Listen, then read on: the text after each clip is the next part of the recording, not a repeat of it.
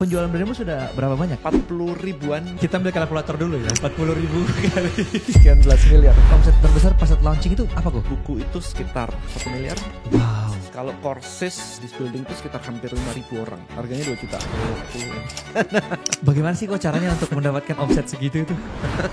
Satu framework marketing apa yang kalau orang-orang di sini nonton ini dan menggunakan itu, mereka juga bisa menjual barangnya dengan laku gitu. Satu, kemudian habis Ada nggak tips gimana caranya untuk orang di tahun 2025 ini untuk bisa jadi kaya? itu satu, produk digital is must for me. Nah, kedua adalah punya akun sosial media yang works nggak? Punya konten nggak? Punya personal branding nggak? Oke. Karena kalau itu nggak ada, sisanya nggak ada gunanya. Makanya kalau orang-orang diajarin investasi otak itu nggak mau, kayak apaan sih, dulu jualan kelas dan sebagainya. Komentarku simpel sih, orang jarang mau investasi ke sesuatu yang jarang dipakai.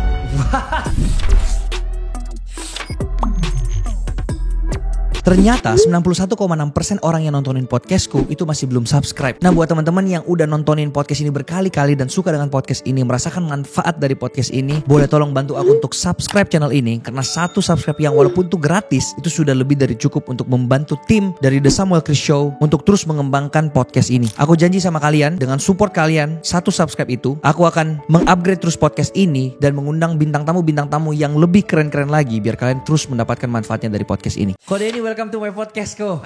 Ini aku undang Kode ini sebagai bapaknya digital marketing nih ya. Ini legend nih. Thank you udah diundang. Ini kayaknya podcast pertama aku yang pengen bahas tentang digital marketing kok. Masa ya? Iya, yang sampai in depth banget ya. Ini makanya pertanyaanku udah siap-siap aja kok. Kita akan Siap. gali si otaknya Kode ini keluarin ya. Siap. Kok by the way ini Brand Boost lagi top-topnya nih ya. Lagi lumayan rame, iya. Di mana-mana aku selalu dapat ads-nya tuh. Kenceng, ads kita kenceng banget. Kenceng banget ya. Kok kalau boleh tahu ini penjualan Brand Boost sudah berapa banyak? 40 ribuan gitu. 40 ribu orang beli Brand 40 Boost. ribu orang beli. Dan itu satu orang beli satu atau gimana kok? Paling banyak ada 26. Wow, itu per orang ya? Jadi lumayan banget. Tadi pagi barusan ada yang, kok aku fans banget tuh. 24 aku udah beli. Yang itu 24, ada yang 26, ada yang 24, ada yang 11 gitu. Tunggu, kita ambil kalkulator dulu ya. 40 ribu kali Sekian belas miliar. sekian belas miliar ya? Iya. Wow, itu total course-nya di Brand Boost ada berapa banyak loh? Per hari ini kita ada 45. 45 tipe itu ya? 45 judul. Mulai dari apa aja itu? Mulai dari Money Magnet tuh paling laku banget tuh. Ada 23 ribu lah. Habis itu ada sales juara, ada buat trader forex, ada buat PD public speaking, weight loss, stop smoking, stop kecanduan gadget, melahirkan itu. Melahirkan ada 5, ada berduka, stop grieving gitu ada 9. Banyak sih. Oke. Sebelum kita bahas tentang cara dia ngejual sampai bisa dapat belasan miliar itu ya, aku penasaran. Sebelumnya memang sebelum punya Brand Boost ada pernah ngapain aja kok? Belakangan lebih sering ke jualan produk digital. Oke. Jualan courses, jualan kemarin tuh iseng ya. Waktu ChatGPT pertama keluar, aku bikin, orang kan gak ngerti ChatGPT tuh. So aku bikin kumpulan perintah ChatGPT, ada 1.400 perintah cara pakai ChatGPT untuk copywriting, untuk email, untuk bikin landing page gitu. Aku jual 98 ribu, Oke. itu sebulan gak pakai iklan ya, 350 juta. Lumayan kan, modalnya kagak ada gitu. Iya sih. Kan cuman bikin kayak begitu aja, kemudian dijual 98 ribu dan yang beli itu I think ribuan orang lah, aku gak ingat berapa. Intinya adalah sebulan itu 350 juta. Cuman kalau yang paling largest ini nih, omset terbesar pas saat launching itu apa kok? Buku pernah kemarin di list building, buku itu sekitar 1 miliar. Wow. Bulan pertama jadi launching 1 miliar. Kalau courses yang paling gede itu list building kayaknya. List building itu sekitar hampir 5.000 orang. Harganya 2 juta. So 10M.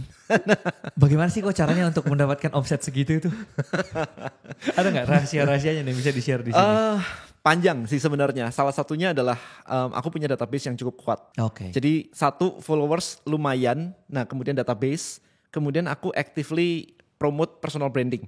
Jadi personal brandingnya memang aku build bahwa ya aku memang expert di bidang ini. Jadi bukan sekedar bikin konten yang cuma ngasih tips 1, 2, 3 begitu. Tapi as in personal branding aku build banget bahwa aku juga belajar di luar negeri, networkku juga kuat sekali.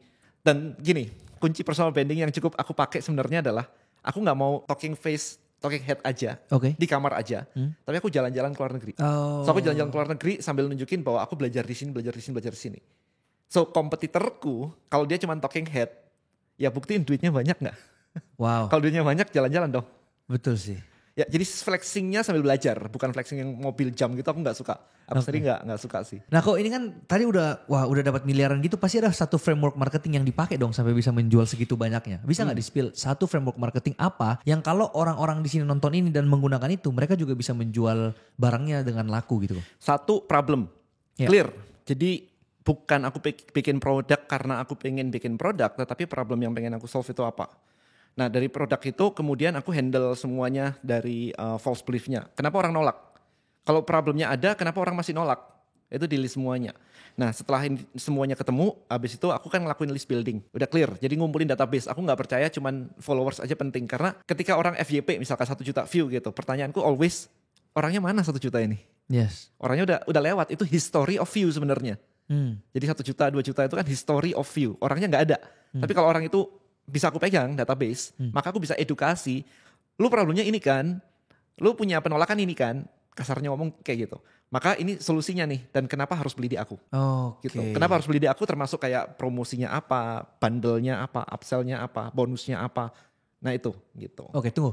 Kita lebih dalam sedikit kok tentang list building. Mungkin masih banyak yang gak ngerti apa itu list building. Yes. Bisa dijelaskan gak kok apa itu list building? List building sebenarnya gini, kalau kita pengen jualan itu kita perlu mengumpulkan database. Database itu kayak nama, email, nomor WA. Itu crucial banget. Supaya apa? Orang tidak membeli produk itu ketika lihat langsung beli. Dia butuh lihat beberapa kali, butuh diedukasi, butuh terekspos beberapa kali. Kayak Sam kemarin bilang lihat iklan Brainboost sudah bolak-balik gitu ya. Yeah. Iklan kita tuh ratusan soalnya. Ada sekitar 500 ads gitu. Dalam sebulan? Running actively, yes. Setiap hari running segitu? Wow. 350 sampai 500 ads lah kira-kira running segitu banyak. Makanya wah orang-orang lihat di mana-mana. Oke. Gitu sih. Jadi dari situ, dari ads itu kan orang terekspos tuh jadi kayak ngerti apa itu Brainboost, apa itu produk aku lah intinya begitu. Nah setelah itu aku ngajak mereka masuk. Misalnya contohnya begini, gambaran singkatnya ya. Kalau kita buka toko di mall, orang datang ke mall, kemudian dia kan juga nggak tahu toko kita. Nah kita pasang apapun lah. Kalau dia cuma lihat lewat dan lihat aja, itu juga belum menunjukkan interest. Interest adalah ketika orang masuk ke toko kita. Itu namanya dia interest gitu. Baru habis itu kita engage dia untuk coba dong ini, pakai baju yang ini, tes dan sebagainya. Itu baru ujungnya konversi. Okay. Nah gimana cara membuat orang yang lewat itu masuk ke tempat kita kalau di mall kayak gitu. Nah gimana membuat orang yang cuma lihat konten kita melakukan sesuatu yang menunjukkan bahwa dia interest. Karena follow itu very easy untuk orang cuman follow and like itu very easy. Tapi begitu dia mau memasukkan nama, email, dan nomor WA, it's committed. Oh aku interested, itu menunjukkan tanda itu. Jadi aku melakukan banyak hal untuk membuat dia mau melakukan itu. Contoh paling gampang, let's say aku bilang, siapa di sini yang punya panic attack, anxiety, dan gak sembuh-sembuh, udah ke psikiater bertahun-tahun dan gak sembuh-sembuh juga. Mau gak tahu caranya? Kalau mau tahu caranya dengan harga yang sangat murah banget, komen aja. Nah habis dia komen kayak mau atau apapun itu, kita bawa ke belakang pakai ManyChat misalnya. Nah pakai ManyChat ketik mau, kita DM, ketika kita DM kita kasih linknya, daftar, masukin nama, email, dan nomor WA. Aku ajarin 3 tips untuk nurunin anxiety-mu. Oh berarti itu dikasih free ya? 3 tips Kasih free, dia masuk tuh dalam, aku kasih video biasanya. Atau kadang-kadang aku pakai teknik yang namanya traktir kopi. Itu yang lagi famous banget tuh. Istilahnya gini, kalau kamu punya panic attack kah? Kalau kamu punya panic attack dan pengen sembuh dan sebagainya, gampang caranya. Traktir aku kopi aja. Modelnya kayak begitu. Kopi Starbucks atau kopi apa kok? Kemarin itu aku masih pakai Starbucks. Jadi di situ aku bener-bener screenshot harganya Starbucks. Sayangnya Starbucks paling mahal cuma 64.000. I was expecting kalau ada 99.000 better gitu. 64.000, jadi diklik, begitu mereka klik masuk, aku kasih video, aku beli kopinya di Starbucks. Jadi aku beli sama Velin sama istriku gitu kan, kita ke Starbucks, dia yang pegang kamera gitu, aku beli gitu, terus aku bilang kayak, thank you ya, udah ditraktir ya, ini kembaliannya, yuk kita pulang, yuk kita ngobrol di rumah. Wow. Jadi benar-benar masuk begitu sudah masuk video itu sekali, nah di dalam ada materi. Bilangnya thank you ya, tadi udah ditraktir ya. Nah gimana, sekarang kita ngobrol yuk, kamu kan punya panic attack, kamu A, B, C, D, E dan seterusnya. Problemmu apa, ini penyebabnya, ini solusinya, baru terakhir jualan. Gitu. Nah bahkan dari depan ini aja, itu kemarin kita jualan ke banyak banget, ke sales property, kemudian ke agent insurance, ke mana-mana gitu ya. 64.000 ini itu sudah menghasilkan ratusan juta. Wow. Di mana ratusan juta jangan dianggap sebagai profit. It's a money yang kita pakai balik untuk ngiklan. Begitu itu jalan, aku punya unlimited lead generator engine. Wow. Database customerku nonstop dong. Karena orangnya membiayai dirinya sendiri. Nah strategi ini sebenarnya sama kayak, let's say kita bisnis konvensional, kita cetak brosur dong. Kita bagi nih. Ketika kita bagi di mall, orang lihat beberapa detik ini dibuang ke tempat sampah. Either dia beli atau ke tempat sampah. Tapi yang jadi problem adalah kalau kita mau nge-scale nih ceritanya mau gede banget. Brosur ini yang cetak biayanya siapa? Kita kan? Betul. Berarti kalau misalkan kita bikin ini banyak banget, maka ini akan jadi beban kita. Betul. Kalau dibuat kayak traktir kopi, beban ini pindah ke dia. Betul sih. Karena keluar duitnya dia dong. Keluar duit kan dia. Kita terima, kita balikin. Kita terima, kita balikin. Nah itu jadi kalau di scale itu jadi lebih efisien. Nah banyak orang enggak. Banyak orang cuma mikirnya aku mau jualan produk. Enggak pernah mikirin teknik ini nih. Sehingga dia akan produknya dikurangin biaya marketingnya jadi mahal. Makanya nggak bisa nge-scale sampai miliaran. Karena nggak punya engine tadi. Paham. Jadi ini kayak funnelingnya itu ya step by step ya. Itu funneling. Itu funneling. Oke. Kok. Tapi gimana cara menargetkan ke orang yang tepat nih? Wah kalau gitu pakai iklan kan beres sebenarnya. Bisa disetting di iklan gitu ya? Bisa disetting di iklannya. Kemudian pixelnya juga udah pakai AI sekarang. Kalau Facebook tahu, kan kita pakai Facebook ya, pakai Meta Ads ya. Kalau Facebook tahu bahwa orang yang jenis kayak begini yang convert, maka dia akan bisa mencari orang-orang yang similar dengan yang sudah convert. So itu biarin ke AI-nya mereka aja yang kerja sih. Oh tinggal gitu. kita set di awal aja, nanti dia yang atur sendiri bagi-bagi kemana ya? Yes. Oke ini menarik ya. Cuman sebelum kita lebih dalam lagi ke teknis nih, aku mau balik ke yang lebih netral dulu nih kok. Oke. Ada gak tips gimana caranya untuk orang di tahun 2025 ini untuk bisa jadi kaya kok? Sebenarnya kalau kita ngomong secara general, akan ada banyak industri banget. Tapi sekarang ini bias karena aku yang ditanya Denny Santoso nih, berarti kan styleku gimana untuk jadi dapat duit banyak gitu kan. Betul. Kalau aku akan mikirnya duit banyak itu apabila sebuah bisnis itu nggak kemakan cost terlalu tinggi. So di kepalaku satu, produk digital is must for me. Gitu, karena produk digital itu kan nggak ada HPP. Ya sekali buat aja ya kok ya. Sekali buat dan buatnya pun nggak ada modal yang gimana-gimana gitu kan, tinggal rekaman aja. Asal di sini ada isinya gitu, tinggal rekaman. So itu tidak mengurangin banyak. Jadi kalau mau income-nya gede, mau invest di kripto, saham dan sebagainya kan kita butuh cash-nya gitu. So aku mencari itu satu tuh. Nah kedua adalah yang penting adalah punya punya akun sosial media yang works nggak, punya konten nggak, punya personal branding nggak. Oke. Jadi kayak di tempatmu influencer misalkan, nah itu kan jadi personal branding juga kan? Iya. Nah kayak begitu tuh very important, karena kalau itu nggak ada, sisanya nggak ada gunanya. Contoh begini, kita tadi ngomongin tentang list building, kita ngomongin tentang jualan produk digital gitu ya, tapi orang nggak ngerti lu siapa, kan nggak bakal beli ke random people begitu. Ya. Bisa sih sebenarnya beli di random people, tapi kalau di awal personal brandingnya nggak kuat, for me personally itu cost iklannya jadi mahal. Betul. Gitu. Jadi aku pernah, ini pengalaman pribadi ya, personal branding kemudian ngiklan dibandingkan dengan ngiklan aja. Ngiklan aja ini lebih mahal, cake-nya mahal. Maksudnya ngiklan aja itu berarti muka orang lain yang di situ kok? Muka sendiri tetap aja. Oh. Muka sendiri pun tetap mahal, apalagi orang lain karena kita mesti bayar orang juga kan. Oh, oke. Untuk syuting dan sebagainya gitu. Tapi hasil iklannya buat aku, kalau misalkan personal brandingku nggak lagi viral misalkan, ini lebih mahal. Paham. Kalau ini lebih viral, orang kan lebih tahu kan, Denny Santoso pernah lihat gitu. Oke, istilahnya Raffi Ahmad yang buat iklan sama orang yang gak terkenal buat iklan pasti murahan Raffi Ahmad. Oh jelas. Karena orang lebih banyak ngeklik, orang lebih banyak convert gitu ya simpelnya ya? Kira-kira kayak begitu.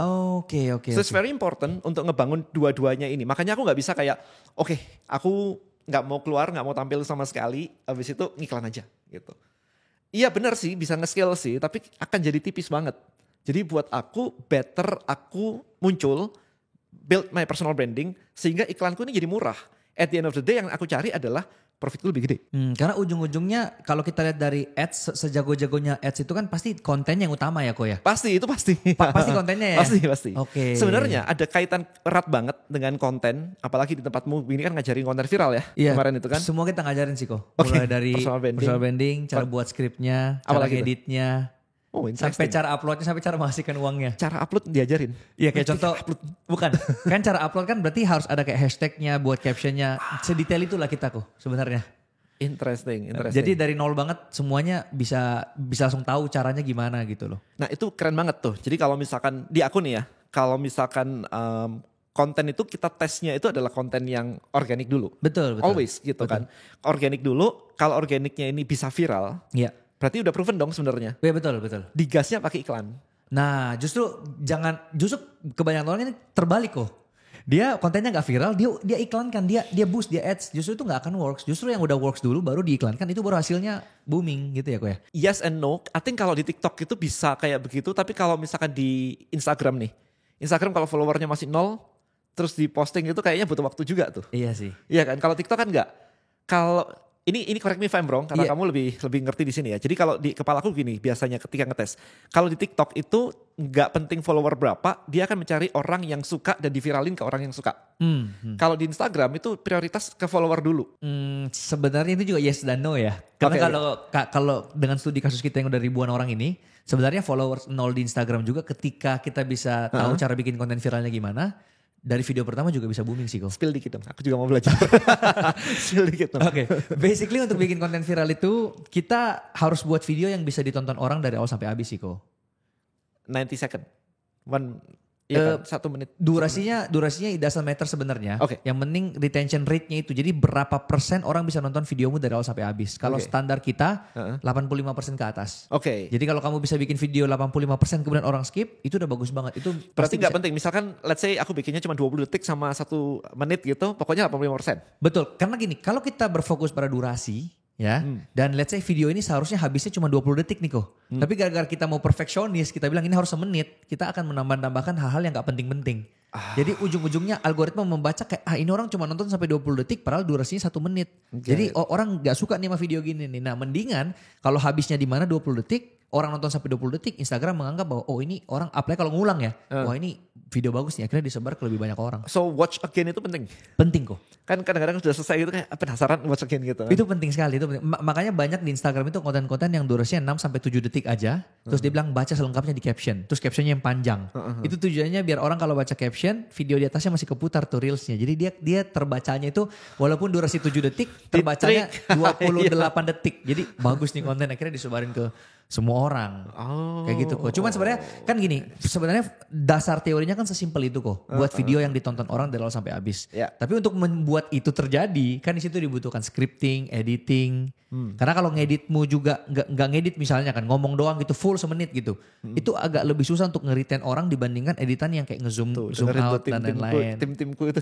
Iya. Dengerin tuh. Teksnya misalnya di tengah gede itu kan membantu secara nggak langsung ya. Lagunya yang disesuaikan misalnya kontennya sedih pakai lagu sedih itu kan secara nggak langsung membantu orang untuk tetap nonton sampai habis. Nah itu benar-benar sedetail itu yang kita ajarkan. Bahkan scripting pun kok itu penting sekali kok. Jadi yang menganggap bahwa bikin konten segampang ambil HP, tag langsung ngomong aja. Pakai AI aja gimana? AI sebenarnya bisa juga, tapi yang penting kan skripnya kok. Ya, skripnya pakai AI gitu. Nah itu masih belum sih menurutku ya. Kecuali kalau ilmu di Sifluencer yang kita ajarin ke AI-nya itu bisa mungkin kok. Oke. Dan itu soon kita akan ada itu juga di dalam Sifluencer. Interesting. Berapa lama program di sini? Kalau kita sekarang sistemnya itu dalam bentuk komunitas kok sekarang. Online, offline? Online, jadi satu Indonesia bisa join sebenarnya. Interesting. Soalnya kemarin kan abis kita ngobrol tuh, aku pengen ini nih, anakku ikutan. Iya, betul. Iya kan? Kalau kemarin itu pas kita bootcamp itu cuma terbatas di 150 orang per 2 bulan. Dan di Jakarta. Di Jakarta banyak yang protes. Iya. Banyak yang terbang tuh dari Kalimantan, dari Masa? mana ke Iya. Mantap. Dari Riau, dari Batam terbang ke sini 2 bulan ngekos kok. Jadi ngekos 2 bulan. Niat sih, itu sekarang ngekos 2 bulan ya lumayan lah ya, 2 jutaan gitu lah ya pinggir-pinggir. Jadi aku bilang kayak udahlah kita jadikan ini sebagai online aja lah semuanya gitu kan. Dengan kurikulum kita yang udah terbukti di 1.000 orang, 1.400 ya. Dan udah terkumpul sekitar 20 juta followers. Lumayan. Ya. Dalam setahun. Ya. Dan terkumpul sekitar 30 miliar views dalam setahun. Itu hampir 4 kali populasi manusia di bumi. Makanya. Nah itu setelah kita udah log ini kita masukin ke app kok. Dan kita ada mentoringnya 3 kali seminggu sih. Jadi Sebentar. Jadi ada Zoom-nya begitu. Betul. With your team. Betul. Atau with. Ya, jadi kalau yang bimbingannya itu setiap hari Senin, Rabu, Jumat untuk sekarang 3 kali seminggu Zoom. Selama 3 bulan? Enggak, selama seminggu kok. Oh selama seminggu? Seminggu 3 kali mentoring. Berapa minggu tapi? Sampai setahun. Jadi Buset. jadi 144 kali mentoring. Buset itu. Bentar. Harga berapa? Harga 5 juta aja kok untuk setahun. Sebentar. 250 ribuan lah ya. Makanya itu murah banget kan. Iya teman-teman ini beneran rasanya aku juga setahun 144 kali ketemuan, ya. Kemudian harganya cuma 5 juta. Iya, dan ada forum untuk mereka boleh tanya 24 jam di sana kalau Bro, enggak. lu ngerusak harga bro. Ngerusak harga. Iya sih. Gak apa-apa lah, memang tujuannya kita kan untuk membantu orang kan. Kayak ngelihat murid-murid yang dari nol tiba-tiba jadi 10 juta subscriber dalam setahun, itu menurutku sesuatu yang gak bisa dibeli pakai uang. Karena Enggak, ini balik lagi. Dia kayak begitu dan di kepalaku, sebentar, ngegaji timnya kuat ya. Nggak, Min, itu kan cost gitu. Iya sih. Kan di kepalaku tadi kan ngomong kalau produk digital kita nggak ada cost. Sementara ini ada bimbingannya kayak begitu kan luar biasa banget tuh. Betul. Interesting. So 5 juta buat setahun ya, bukan di kepalaku 3 bulan mulu. setahun. And then kita juga ada offline event yang mau per bulan kita akan adakan juga. Misalnya sekarang kita ada komunitas padelnya, ada komunitas basketnya. Jadi sangat-sangat aktif. Plus mereka akan dapat aplikasi super app tadi itu. Yang dimana dapat 50 video pembelajaran di situ. Dan ada PR-nya lengkap semua. Jadi kita sini full praktek kok. Teori cuma 20%, 80% praktek sih. Berapa lama orang join kemudian dia bisa dapetin viral video pertamanya gitu? Secara rata-rata yang kita lihat ya. On average. Di video ke-10 sampai video ke-20 sudah kelihatan hasil. Hasil itu angkanya berapa? 50.000 sampai 100.000 views. Oke, that's good enough lah. Iya, Apalagi video pertama ya. Betul. Itu rata-rata, tapi yang tercepat ya dari video pertama geber langsung 1 juta views. Ada? Banyak kok. 10, 20, 30 orang mungkin lah. Bisa ya? Dari 1.000. Yeah. Dengerin ya. Interesting. Yeah, Terus gitu. habis itu udah se-Indonesia, berarti dari ujung sampai ujung, Papua juga. Iya. Kita bahkan umur kita sampai di luar negeri kok. London, Arab Saudi, Amerika, Australia. Tapi bahasa Indonesia kan Jepang. ngomongnya? Ya orang Indo yang di situ. Orang Indo yang di sana. Situ, Oh, gitu nice, sih. nice. Terus daftarnya bisa kapan aja kan kalau Bisa online kapan kan? aja. Kalau bootcamp kan enggak kan, bootcamp perlu ada Betul. tanggal Jadi khusus. kalau yang nontonin dan misalnya tertarik mau belajar personal branding atau bikin konten viral caranya gimana dari nol, mungkin aku taruh link di deskripsi bawah kok. Siap. Anak Koko juga kan tinggal diklik aja, suruh anaknya klik aja di bawah. Bukumu udah dibeli langsung tuh Wah, kemarin itu. aku mau kasih nih nanti habis ini padahal. Udah beli. Waduh, thank you kok. Sama-sama. Thank you. Kalau bagus kita nggak apa-apa bayar, nggak masalah. Siap, thank you so much atas supportnya. Sama-sama. Anyway, kenapa jadi aku yang interview nih kok? Soalnya aku juga penasaran. Oke. Kok anyway, jadi tadi kan ngomongnya adalah cara suksesnya adalah personal branding Personal branding. yang digabungkan dengan skill ads itu tadi ya. Itu kan untuk bawa traffic tuh ceritanya. Betul, Untuk bawa betul. traffic. Betul. Karena kalau kita nggak punya traffic, Iya. mau keren kayak gimana pun, mau Iya. punya ilmu gimana pun, gak ada yang tahu. Iya. Toko lu sepi bro kan gitu. Betul. Kita kan toko rame baru kita jualan. Setelah jualan kita bisa upsell dan yang lain-lain kan gitu. Betul. Jadi kalau cara kaya balik lagi sih, kalau aku simple personal branding itu butuh waktu. Iya, Ya tetap butuh waktu. Tadi iya. meskipun average-nya segitu kan tetap butuh waktu gitu kan. Butuh It's not instant gitu. Yes. Terus butuh effort. Ya Butuh effort. konten syuting itu kan butuh effort betul. gitu kan. Dari situ kemudian dari situ kalau aku ciptain skill. Paling gampang sebenarnya setelah bikin konten kita kan jualan. Iya. Duit kan datangnya dari jualan.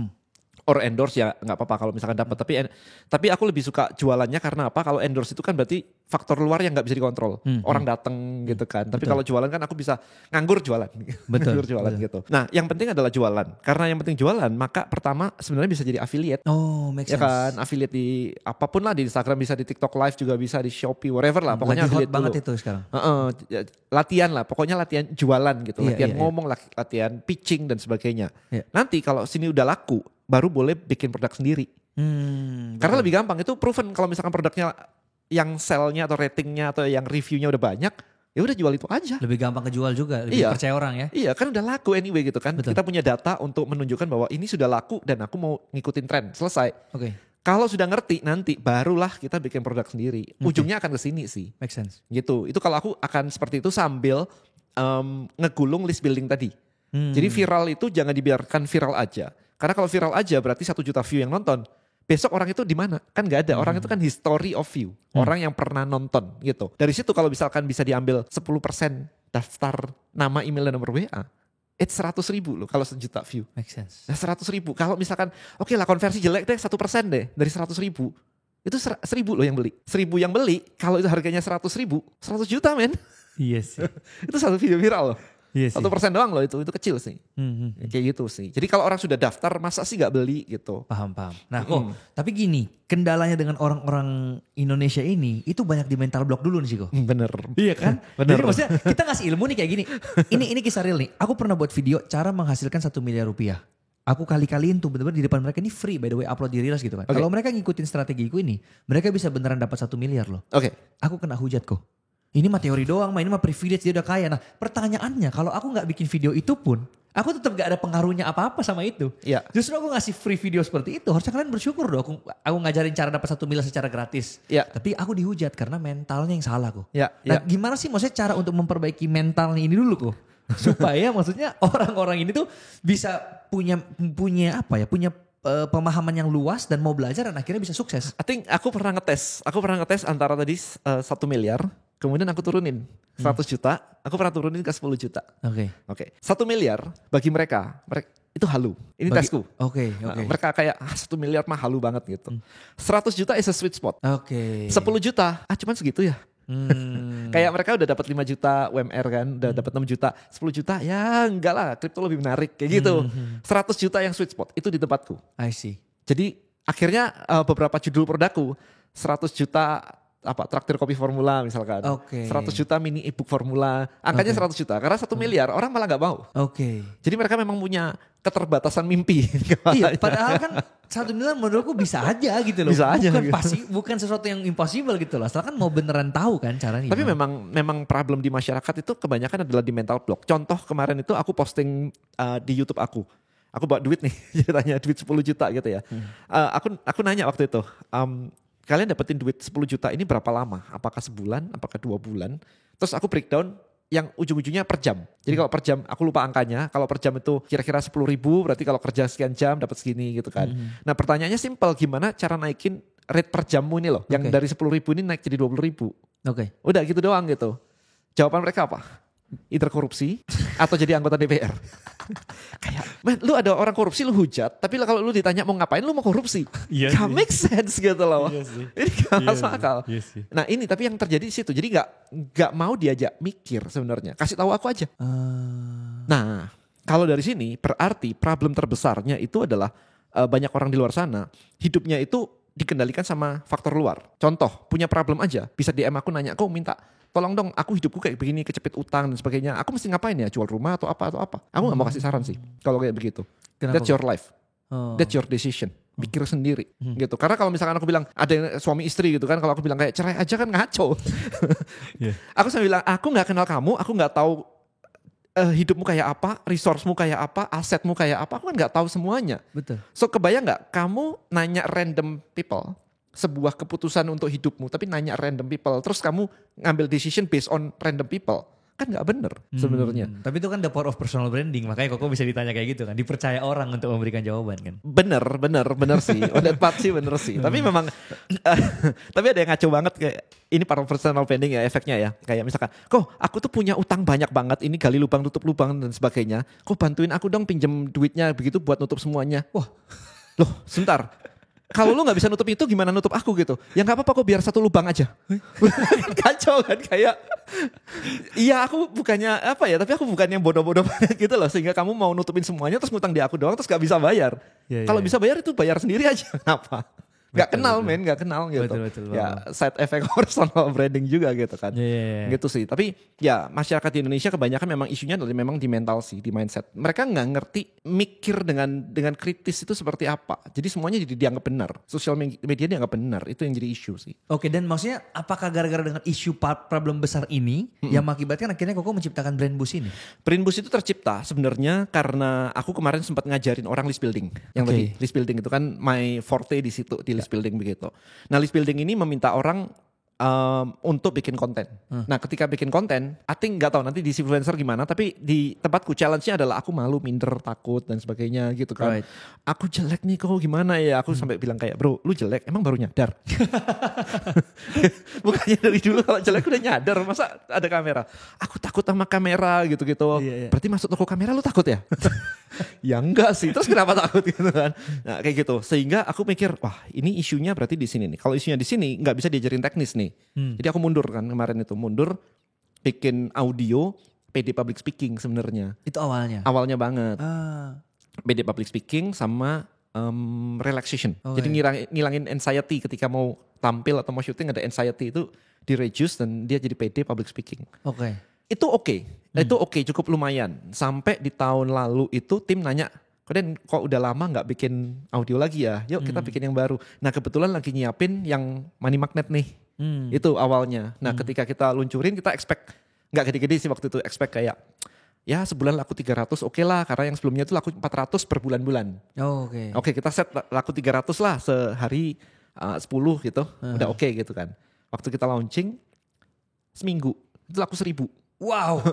Kan gak ada iklan, gak ada apa-apa gitu, kayak launching 1.000. Dan yang menarik sebenarnya bukan 1.000-nya, tetapi testimonial yang masuknya itu. Gimana kok? Money magnet itu kan dibuat supaya kita itu bersyukur. Oh. Jadi bersyukur. Jadi gini, kita kalau di agama apapun lah, kita selalu diajarin untuk selalu bersyukur. Apapun kondisimu, bersyukur aja supaya rezekinya datang. Nah itu yang kita lakukan. Karena banyak orang itu lebih sering khawatirnya, cemas dan sebagainya, nggak bersyukur gitu. Sorry kalau aku potong. Ini dalam bentuk audio ya? Audio, Yang mereka dengar? denger, pas tidur. Durasinya? Sejam, Oh pas tidur? pas tidur gitu. Oh udah ngantuk capek itu justru malah tidur dulu. Iya, bagus. jadi dengerin sambil tidur aja, bablas gitu. Jangan sambil duduk dengerin. Sampai besok pagi gak apa-apa itu? Biasa sejam mati audionya. Oke. Gitu. Terus akhirnya? Jadi dibuat bersyukur, karena bersyukur dan menariknya bawah sadar kita tuh nggak bisa bedain realitas sama imajinasi. Oke. Semua yang masuk itu dianggap benar gitu aja. Oh, oke. Nah karena dibilang kamu kaya, kamu sukses, peluang datang dengan mudah, prospek datang, rekening bank penuh dengan uang, diomongin itu selama sejam, maka bawah sadar tuh nggak bisa bedain itu benar atau salah. Dia anggap itu benar. Oke. Jadi bangun pagi itu happy. Kayak I'm okay. Ada utang, ya tahu sih ada utang sih, tapi I'm okay. Oh. Feelingnya ini loh. Nah begitu I'm okay, tiba-tiba itu peluang itu muncul beneran. Oke. Itu kayak kalau yang disebut dengan law of attraction dan sebagainya itu kan di situ kan. Jadi Iya.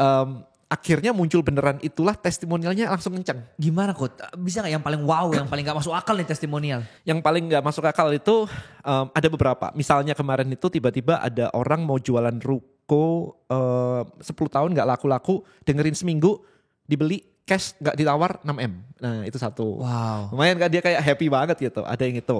Ada yang punya utang terus kerjaannya itu gak bisa. Jadi kalau dia berharap rezekinya nambah buat bayar utang, tetap gak nutup. Karena kerjaannya sama utangnya beda banget. Oke. Tiba-tiba kakaknya ngasih sertifikat rumah yang gak dipakai. Lu jual aja. Gak apa-apa murah. Yang penting utang lu lunas. Wah. That's amazing. That's Iya. ajaib banget kan. Iya. Nah kayak gitu-gitu kayak kita buset bisa ya begitu ya. Gitu sih. Jadi Tapi berapa lama orang harus mendengarkan biasanya sampai ada perubahan kok? itu sebenarnya kan tergantung belief ya. Iya. Ada yang sehari dapat, ada yang 3 hari dapat, ada yang sebulan gitu. Yang cukup menarik kemarin tuh semalam. Dia bilang gini, aku udah beli sih, belum aku dengerin. Tapi semalam aku dengerin, terus besok tiba-tiba ada teman lama datang ke aku karena dia dipindah tugas ke luar kota. Dia cuma ngasih amplop ucapan terima kasih udah jadi teman baik. Dibuka 5 juta. Kayak gitu-gitu loh. Itu kan sesuatu yang tidak terduga sebenarnya. Tapi harganya mahal gak kok ini? Apa audionya? Iya brand busnya. 298. Oh per audio 298. Per audio 298. Terus kalau yang mau akses juga gimana? Langsung di Oh ya supaya gampang lah ya kita gabung di bawah. kita kasih di bawah. Dari aja, di bawah biar klik gampang. aja gitu ya kok ya. Nah tapi basicnya itu apakah hipnotis kah kok atau apa? Ini kan orang takut nih audio apa nih yang disuguhkan nih. No kita enggak, kita pakainya, kita sebutnya afirmasi. So it's boleh didengerin sih ya sambil bangun biar tahu aku ngomong apa gitu kan. Teman-teman ada yang penasaran kayak Denny itu ngomong apa sih kok tiba-tiba gue happy gitu kan. Iya. Dengerin aja. It's a afirmasi, sebuah pernyataan positif yang diulang-ulang untuk memprogram pikiran bawah sadar gitu. Jadi diulang-ulang terus. Teknologinya itu ada beberapa teknologi. Yang pertama itu adalah kita pakai guided relaxation. Jadi dipandu kayak tarik nafas, buang nafas untuk relax supaya kita nggak tegang. Iya, Gitu. Kemudian ditambah gelombang theta. Karena ketika kita mau tidur itu kan gelombang theta tuh. Nah kita tambahin gelombang theta di audionya supaya orang tuh gampang masuk ke situ. Supaya Oke. gampang menerimanya. Oke. Nah begitu sudah mulai ngantuk-ngantuk di tengah-tengah nanti afirmasinya itu namanya binaural affirmation. Oke. Jadi suara di kiri dan kanan itu beda.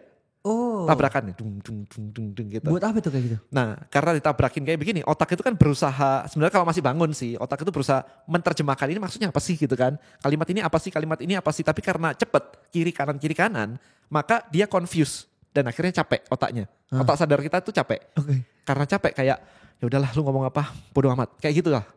Kayak udah, gue denger sih tapi bodo amat lah, gue gak mau ngertiin. Begitu gak mau ngertiin, gerbang filter otak itu terbuka, dan afirmasi tembus ke bawah sadar. Boom, masuk gitu. Nah begitu masuk, udah dia gak bisa bedain bener atau salah atau realita, imajinasi gak bisa bedain. Segitunya ya ternyata teknologi ini ya. Contoh simpelnya ya buat teman-teman yang mungkin kayak apa sih maksudnya gak bisa bedain. Gampangnya gini, nonton bioskop film horor. Kita tahu logika kita itu cuma film. Pulang masih takut. Benar. Bawah sadar gak bisa bedain tuh film atau enggak. Ya kan pulang kayak kamar mandi nyalain. Kok kayaknya gelap sih gitu kan. Feeling itu adalah feeling yang artinya adalah bawah sadar kita nggak bisa bedain itu realita atau imajinasi. Semua yang masuk, ketakutan yang masuk dianggap sebagai sebuah kebenaran. Paham. Gitu. Nah kalau film horor cuma 1,5 jam aja bikin kayak begitu, what if audio yang positif diulang 30 hari? Wow. Bawah sadarnya benar-benar nggak bisa bedain. Gitu. Dan itu banyak banget kan audionya, ada yang money magnet, ada yang sales juara kalau pengen ini, ada content creator profesional. Oh. Jadi pengen konten. Yang nggak pede berarti harus ambil yang itu dulu baru Shipfluencer kali kok ya. Jadi lebih paket komplit ya. Bareng lah, kalau enggak kan nggak bisa kan, maksudnya kayak gitu tapi nggak ngerti tekniknya kan, jadi kayak pengen konten tapi tetap aja jelek kan. Perlu Iya sih, perlu tekniknya juga ya. Kan perlu kan, lu di actionnya nih, aku di bawah sadarnya, jadi digabungin kayak begitu. Limitless juga cukup menarik. Limitless itu meminta otak untuk aktif 100%, mencari ide kreatif. Jadi kalau lagi nyari ide konten, pakainya Limitless. Itu aku, Velin istriku itu suka banget itu, aku juga suka banget. Tiba-tiba muncul, oh iya konten ini ya, oh iya konten ini. Oh, jadi kode ini dengerin suara sendiri seperti itu. Itu yang aku lakuin sih di Primus. Oke, itu sampai ada berhenti rokok, ada apa itu selengkap itu ya? Selengkap itu, seru banget. Pornografi, stop pornografi gitu. Nah, itu menarik itu. Oke, ini udah ini ya ini mungkin teknologi terbaru kali ya yang bisa dicobain. Iya. Jadi jadi gini, simpelnya ya. Aku mau bilang gini, kalau yang disebut effort, what do you think? Effort itu apa sih? Ya, usaha tahu sih bahasa Indonesia, tapi effort itu sebenarnya kerja otaknya gimana tuh? Tahu nggak?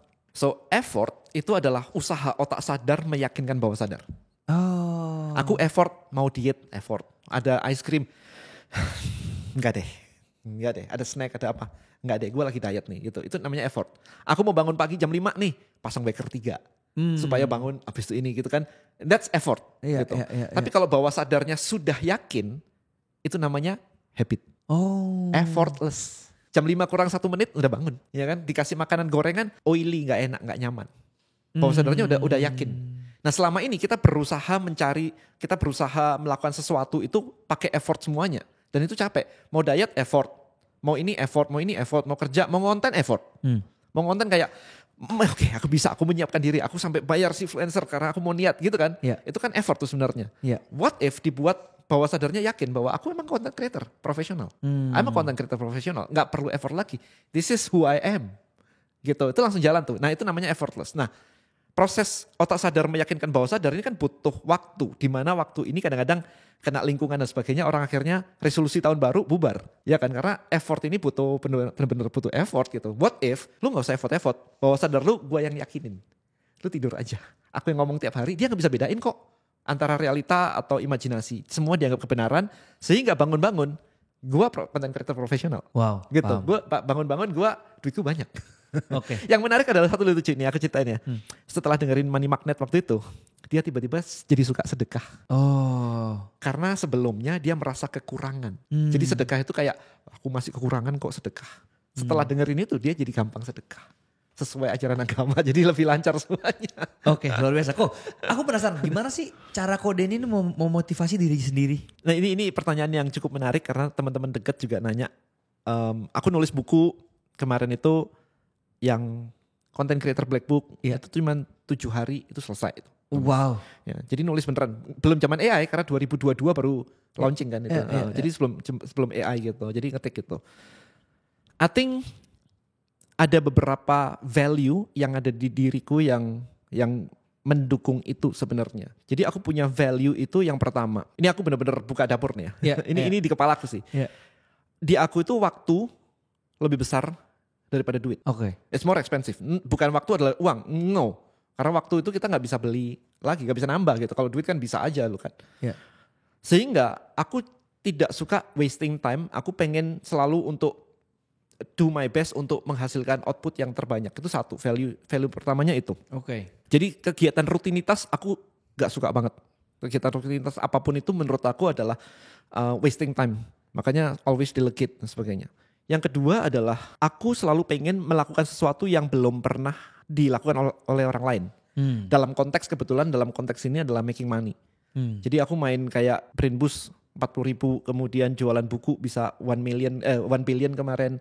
Aku pernah international dropshipping, berapa tuh, 11 miliar sebulan. Jualan mainan anak-anak pakai iklan gitu. Aku pengen itu, jadi aku pengen ngelakuin yang orang lain belum pernah ngelakuin gitu kan. Itu yang, aku pernah jualan apartemen di Alam Sutra, Springwood itu aku investor di belakangnya Bong Chandra. Itu kemarin pakai email broadcast doang, pakai email marketing kan aku punya database tuh, aku email broadcast itu. I think kemarin tuh semalam sekali email itu hampir 10 miliar. Wow. Ya modalnya email sih, jadi ya Wow. Ya oke lah, nggak pakai effort yang gimana-gimana. Dan aku nggak punya personal branding kebetulan waktu itu di properti. Just aku punya email aja, aku bilang ada project begini, ya ke audiensku sih gitu. And itu hasilnya segitu. Jadi aku selalu mengeksplor, oke kalau kayak begini apa yang bisa kita lakuin ya. Termasuk kemarin kita di Bali kan, kemudian ketemu Peng Joon dan sebagainya. Nah itu kan itu teman-teman yang belajar bersama-sama di luar negeri gitu loh. Jadi jadi value-value itu yang I think membuat aku itu geraknya cepat. Nah kalau ditanya motivasi paling kuat, duit lah. In term of kerja ya. Duit lah. Tapi bukan dalam konteks duitnya sendiri, tetapi aku bisa achieve itu. Beda hal ya. Bukan duitnya sendiri itu iya bonus lah sebenarnya. Tapi gimana aku bisa achieve itu tuh yang menarik buat aku sebenarnya. Jadi yang aku lakukan kalau mau memotivasi diri sendiri itu aku hitung-hitungan di atas kertas. Misalnya let's say jualan e-book harganya 99.000 misalkan. Oke, 99.000 kali 10 per hari. Kali ini setahun jadi berapa? Oke, gimana caranya sehari 100? Kalau sudah di atas kertas atau di atas pakai iPad sih biasanya kayak pakai tab gitu, terus doodling begitu. Itu motivasinya langsung naik. So I know my button, itu kayak begitu. I see. Bukan duitnya sendiri ya, tetapi prosesnya itu bahwa aku bisa mencapai ini, itu yang memotivasi aku. Achievementnya ya ujung-ujungnya yang ini. Prosesnya. Oke. Achievementnya bonus. Oke. Jadi I like watching the process gitu. That's motivation buat aku. Tiap orang akan beda-beda sih. Oke. Kok ini kita masuk ke funneling marketing lagi ya. Oke. Jadi gini, tadi menyinggung tentang Peng Joon. Oke. Itu kita bareng by the way di event di Bali kemarin. Ada seorang, kita bisa bilang digital marketer. Dia digital marketer. Di Malaysia. Di Malaysia. Salah satu yang terbesar juga ya kok ya. Yes. Dan pada saat dia lagi ngomong di panggung itu, kurang lebih durasi dia 1,5 jam. 1,5 jam. Walaupun aku sama Kode ini kayaknya cuma 40 menit, agak kecurangan ya. Kenapa dia boleh 1,5 jam, kita cuma 40 menit gitu kok ya. Dan kenapa dia boleh jualan? itu pertanyaan besar. Kenapa dia boleh jualan? Kita gak boleh gitu ya. Nah, cuman yang menariknya adalah dia ngomong 1,5 jam.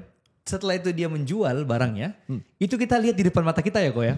Itu ada 200-300 orang yang beli on the spot produk digital dia. Dan kalau kita total mungkin 3M, 4M ada kali. $1,000 ya kemarin ya? Iya $1,000 ya. Kali sekian banyak orang yang rame antri ke booth-nya ini kayak what?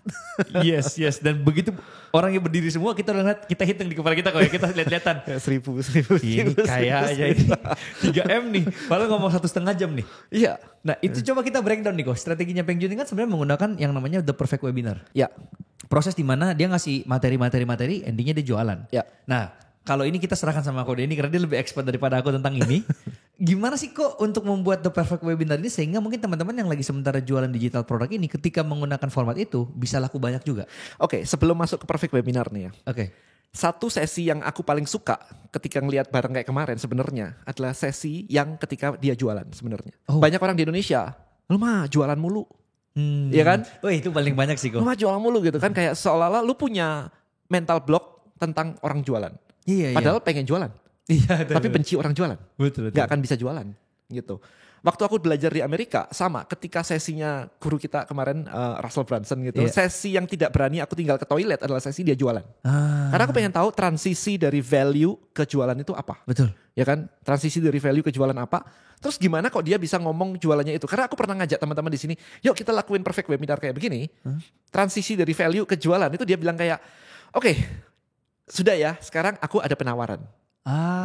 Jelas banget kan. Iya. Kemarin kan gak ada begitu kan. Betul. Kayak stop, abis itu sekarang aku mau jualan. Itu ngeriset di otak bahwa oh ya udah value-nya udah selesai. Sekarang gua mau jualin tuh. Itu gak boleh kayak begitu. Oke. So di Perfect Webinar sebenarnya biasanya di awal-awal itu ngasih apa yang jadi misconception orang. Oke. Contoh, kamu mau gak sih anakmu nurut tanpa kamu harus marah-marah? Misalkan begitu hooknya. Ini lo cara bikin anakmu nurut tanpa kamu harus marah-marah dan teriak-teriak. That's the hook. Nah abis itu kita ajarin kamu tuh biasanya yang kamu lakukan. Kenapa kamu gak bisa bikin anakmu nurut? Adalah karena kamu selalu nyuruh-nyuruh. Itu bikin anakmu gak bisa nurut tuh. Karena dia butuh disuruh baru gerak. Sehingga itu akan terjadi pattern. Jadi dia akan ngebahas kayak misconception yang ada di masyarakat itu apa. Nah abis itu dia akan ngasih kayak biasanya gini. This is the 3 tips untuk menghandle anak supaya bisa nurut. Misalnya kayak gitu. Okay. Aku sering kan lihat di konten-konten reelsnya Sam kan. Yeah. This is the 3 tips ya. 3 tips. 3 tipsnya sama.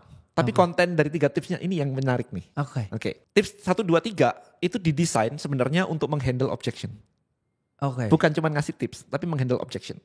Misalnya cara untuk kaya tapi nggak tahu, tapi gaptek misalnya gitu. Tips number one adalah apa gitu ya. Nah di sini kita breakdown dulu. Objection orang kalau di breakdown itu cuma ada 3 sebenarnya. Objection terhadap produknya. Produk lu aman, produk lu bisa, yakin ikutan influencer bisa viral. Dia meragukan produknya. Oke. Yang kedua, dia meragukan dirinya sendiri. Emang gue bisa? Emang kalau gue lulusan SD doang bisa ikut influencer? Emang kalau gue ibu rumah tangga bisa ikutan influencer? Kayak gitu, itu yang kedua tuh. Yang ketiga adalah faktor eksternal. Emang zaman sekarang algoritma masih bisa bro, viral. Faktor eksternal, produk influencernya dia aman, produk dirinya dia aman. Oke, aku niat kok, aku mau kok, aku belajar bisa kok. Dia faktor ketiga. Apakah algoritmanya, apakah metanya, apakah ininya. Kalau diajak bisnis online misalkan, tapi kan aku gak punya produk ya. Aku mau sih, tapi kan aku gak punya produk ya. So 3 hal objection ini kita bikin jadi 3 tips. Oke. Make sense. Gitu, oke. Diajarin value 1, dikasih case study di mana orang handle objection itu. Ini seorang ibu-ibu rumah tangga yang dulunya gak tahu apa-apa, tapi dalam waktu 6 bulan aja, dia bisa jualan omsetnya sekian dengan cara A, B, C, D. Dibuat story. Jadi menghandle bahwa yang tadinya aku gaptek gitu. Kalau yang produknya ya tinggal dijelasin aja ini ada apa muridnya ada segini banyak, kemudian datanya statistiknya ada. Yang ketiga algoritma. Lihat nih algoritmanya. Kita ceritain kemudian ada si A juga dengan case study yang sama untuk menghandle ini.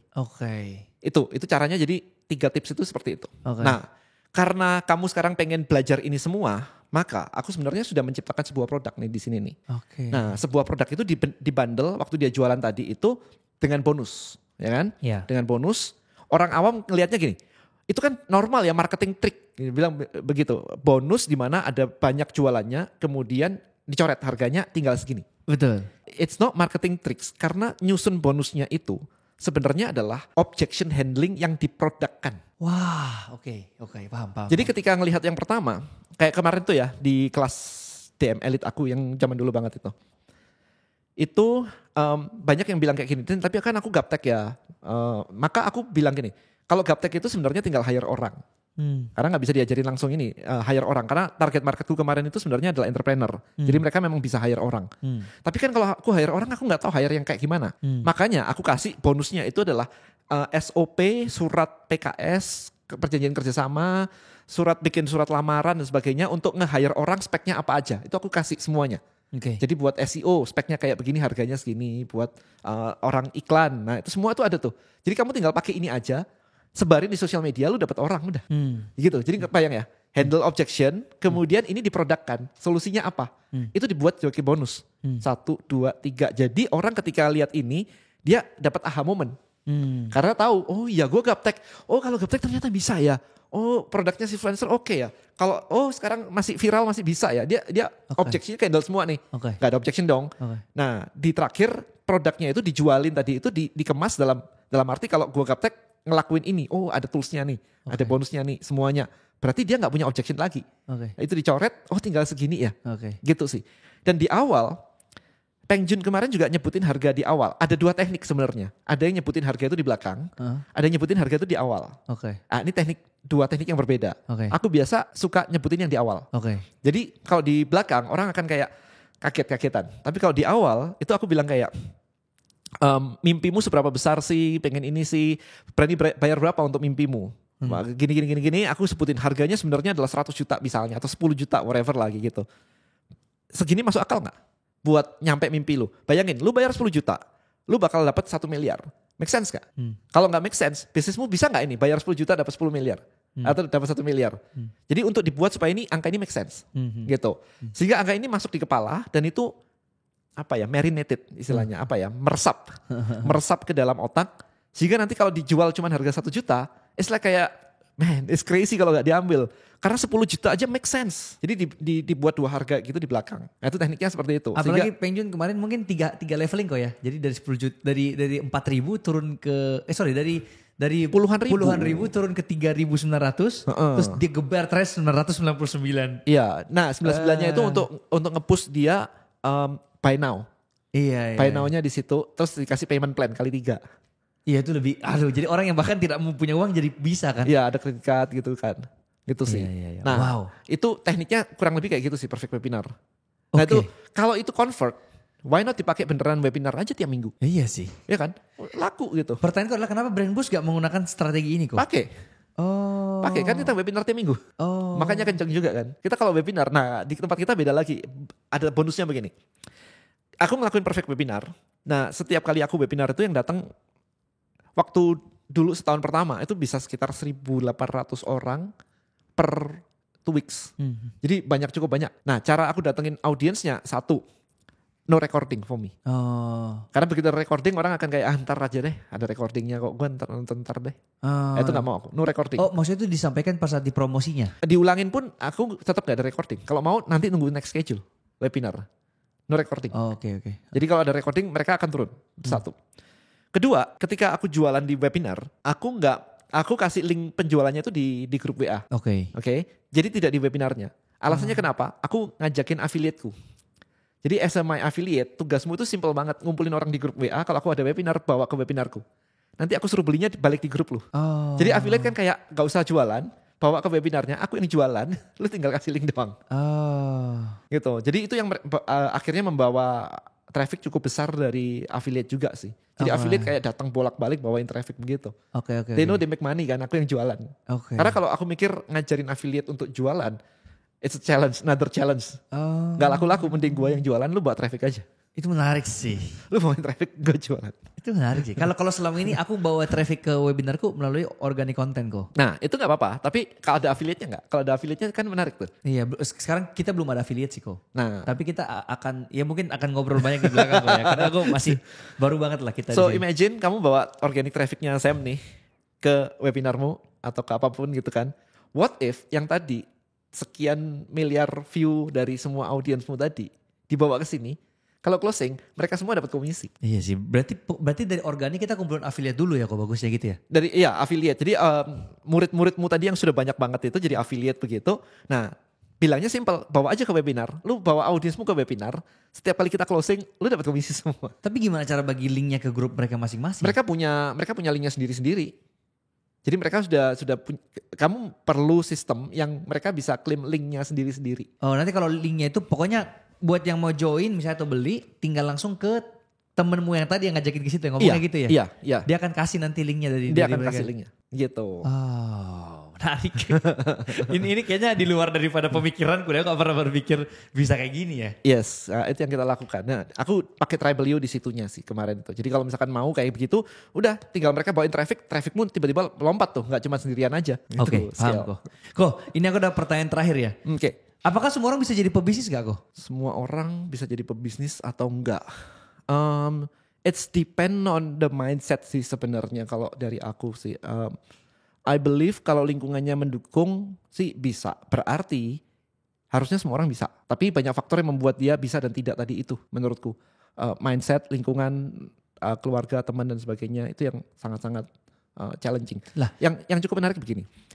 Aku kemarin iseng ngetes fingerprint, blueprint buat anakku. Oke. Ya, fingerprint gitu ya. Terus dia bilang waktu ngecek punya anakku dua-dua ini zona nyamannya tinggi sekali. Oke. Which is dia bilang gini, orang yang ngetes tuh bilang gini, kalau misalnya papa mamanya bukan kalian, ini dua anak ini mager banget loh. Oh. Tapi karena orang tuanya adalah kalian yang selalu explore kemana-mana, maka zona nyaman anakmu adalah exploring. Oh. Jadi kayak, bisa begitu ya, aku juga baru tahu. Berarti kalau bagi orang-orang itu kan melawan kodratnya yang mager. Karena zona nyaman gitu. Tapi zona nyamannya anakku adalah mencoba hal baru. Kalau enggak dia akan boring. Wow. Maka build business itu juga jadi bisa sesuatu yang melawan kodrat sebenarnya. Karena lingkungan kan, blueprintnya enggak. Tapi lingkungannya pebisnis semua tuh. Yang mau gak mau dia keikut dong. Nah tinggal siapa mentornya kalau menurut aku. Karena banyak orang berjualan dianggap bisnis. Berjualan bukan bisnis. Bisnis itu building sebuah entity yang punya sistem, punya apapun itu, punya value, macam-macam kan, bukan cuma perjualan aja. Dan banyak orang gagal bisnis bukan karena apa, tapi karena memang mereka nggak ngerti bisnis itu apa, ya kan, ngatur finance-nya aja masih campur aduk gitu kan. Nah kalau nggak ngerti terus mau bisnis terus bilang gagal, apalagi, nah di Indonesia parahnya begini, ketika kita dengan background aku di NLP dan sebagainya, ketika orang bilang kayak kok gimana sih caranya bangkit dari keterpurukan, kata-kata itu sendiri aja salah sebenarnya. Kenapa salah? Karena ketika orang gagal bisnis, yang gagal bisnisnya bukan kamu. Ketika aku bawa gelas dan gelas itu jatuh, yang jatuh gelasnya bukan Denny Santoso yang jatuh. Wow. Ya kan? Jadi aku gak perlu bangkit. ambil gelas baru selesai. Wow. Itu mindset NLP ya, bisa kayak gitu ya? Iya kan, kalau misalkan bisnisku jatuh ya bikin baru aja, selesai. Tapi kan aku nggak punya modal, anakku juga nggak punya modal, dan dia nggak pernah bilang aku harus bangkit. Iya sih. Gak ada urusan, gitu kan. Banyak orang kayak meletakkan dirinya di gelasnya, sehingga kalau gelasnya jatuh dan pecah, dirinya pecah. Gak ada urusan sebenarnya. Ngapain disambung-sambungin gitu. Wow. That's the mindset yang sering banget ngaco di luar sana gitu kan. Iya. Ini the power of NLP ini kayaknya penting sekali untuk semua orang juga kok ya. Buat aku sih ya sih. Ini gara-gara kemarin ngobrol sama Ko Denny di Bali. Aku sampai beli beneran loh program NLP loh kok. Dan gak murah loh, per orang 32,5 juta loh kok. Udah 32. Udah 32 sekarang. Tapi memang lah itu adalah sesuatu yang investasi otak yang dipakai sampai mati. Iya makanya. Itu investasi yang tidak kena resesi loh. Betul sih. Aku jujur aja kok. Ini udah aku beli nih yang 32,5 juta. Berdua lagi sama istri 65 juta tuh. Iya. Berdua aku bayar semuanya. Ada paling terakhir aku lagi order buku dari Alex Hormozi dari US. Oh. Itu 100 juta kok, $6.000. Itu aku beli juga. Jadi maksudnya bagiku ilmu adalah segalanya sih. Karena untuk bisa mencapai titik sana aku percaya karena ilmu dan lingkungan dan mentor yang aku punya. Makanya kalau orang-orang diajarin investasi otak itu gak mau, kayak apaan sih lu jualan kelas dan sebagainya. Komentarku simpel sih. Orang jarang mau investasi ke sesuatu yang jarang dipakai. Karena akan rugi. Dalam sih. Itu dalam banget sih. Kok, cuman ini menyambung sedikit ya tentang yang tadi Koko bilang tentang bangun bisnis itu bukan jualan. Itu benar banget sih. Karena yang kulihat di Indonesia, orang itu kebanyakan hanya menjalankan bisnis, tapi bukan membangun bisnis kok. Oke. Jadi dia setiap hari cuman kayak apa sih to do list hari ini? Ya udah deh aku jalanin aja. Boring banget for me. Bukan mikirin gimana bisnisku bisa berkembang ya. Karena ini dua hal yang berbeda loh. Menjalankan bisnis sama membangun bisnis ini dua hal yang berbeda loh. Ya. Jadi penting sekali bagaimana cara untuk kamu yang mau jadi entrepreneur itu gimana mikirnya untuk terus bangun bisnismu ke depan gitu loh. Bukan hanya menjalankan aja kan. Iya, definitely. Nah kalau gitu komponen apa yang terpenting yang harus dipunya oleh pebisnis-pebisnis ini kok biar bisa sukses? I think kalau misalkan dari nol banget gitu ya.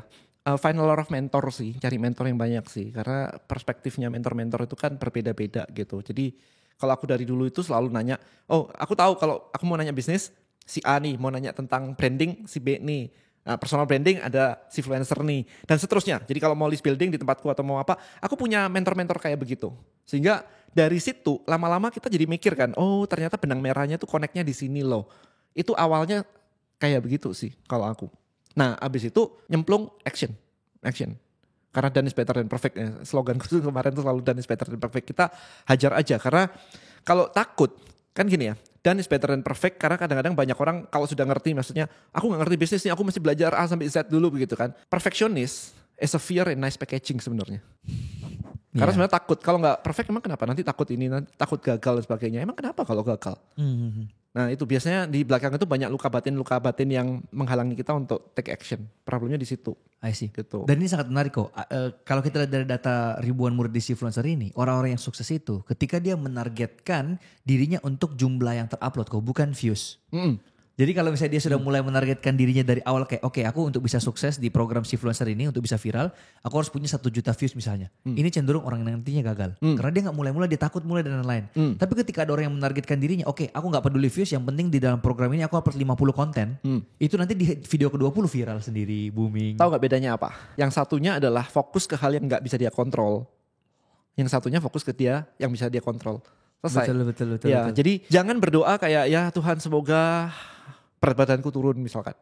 Yang perlu kamu lakukan adalah nge-gym berapa kali seminggu. 5 kali gitu. Dan 5 kali seminggu gak perlu berdoa, perlu berangkat. Jangan ngerepotin Tuhan ya. Tuhan punya jatahnya, kita punya jatah kita. Jadi jangan sampai jatah kita aja minta Tuhan yang lakuin kan ngerepotin gitu. Iya, kan? Jadi apa yang bisa kita lakukan. Kalau bisa misalkan upload ya, itu kan tugas kita upload aja gitu. Jadi apa yang jadi kontrol kita. Makanya kalau ada, ini balik lagi ke mindset, orang-orang selalu nanya ke aku selalu balikin lagi kayak, yang bisa kamu lakukan apa? Ketika takut dinyinyirin, misalkan bikin konten takut dinyinyirin tuh bukan kontrol kita loh. Respon kita lah yang bisa kita atur sebenarnya. Betul. Jadi prinsipnya, orang lain tidak bisa menyakiti kamu unless kamu mengizinkannya. Gitu. Jadi kalau kita gak mengizinkan, Allah itu orang gila ngomong, kita aman-aman aja. Tapi kalau kita take it personally, waduh aku beneran begitu ya. Nah itu kan siapa yang mikir kayak gitu? Kan lu sendiri anyway. Betul. Dan ini real banget kok. Karena di influencer kan ada data leaderboard per bulan. Jadi kita nge-track di bulan ini tuh yang tertinggi viewsnya apa, bakal kita kasih hadiah. Wah menarik. 1 juta rupiah per bulan. Dan itu di riset iya, total 2 juta lah setiap bulan yang kita bakar untuk kasih hadiah. Dan itu leaderboardnya kok itu berganti terus. Jadi bukan berarti kalau misalnya di bulan kemarin September misalnya, itu tertinggi kita dalam sebulan viewsnya 17 juta, 20 juta.